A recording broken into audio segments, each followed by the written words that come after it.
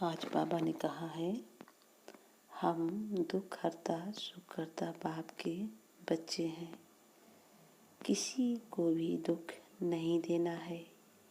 M object को सामने रखने, दैवी गुण धारण करने हैं। आप समान बनाने की सेवा करनी है। बाबा ने कहा, हम दुख हरता सुख करता बाप के बच्चे हैं, इसीलिए किसी को भी दुख नहीं देना है।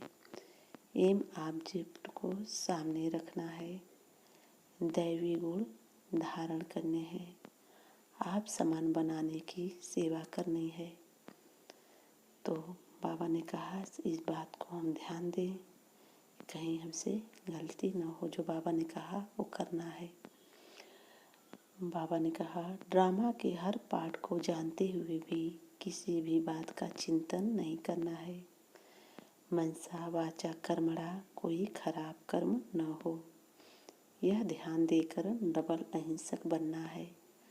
बाबा ने कहा, ड्रामा के हर पार्ट को जानते हुए भी बीती बात का चिंतन नहीं करना है। मनसा वाचा कर्मणा कोई भी खराब कर्म न हो, यह ध्यान देकर डबल अहिंसक बनना है। बाबा ने कहा, तो हम बाबा की बातों को फॉलो करें और आगे बढ़ते हैं। बाबा ने कहा, कभी भी हमें किसी को भी दुख नहीं देना है। कोई कुछ भी कहे, कोई कुछ भी कहे, सुने। तो बाबा ने कहा, तुम दुख हरता सुख करता बाप के बच्चे हो, किसी को भी दुख नहीं देना है। एम ऑब्जेक्ट क्या है, सामने रखना है। कौन सा एम ऑब्जेक्ट हम बच्चों का है?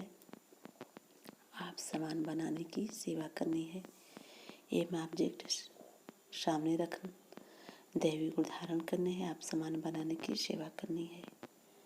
ड्रामा के हर पार्ट को जानते हुए भी, बाबा ने कहा, ड्रामा के हर पार्ट को जानते हुए भी कोई भी बीती बात का चिंतन नहीं करो, न करना है। मनसा वाचा कर्मणा कोई खराब कर्म न हो, यह ध्यान देकर डबल अहिंसक बनना है। ओम शांति।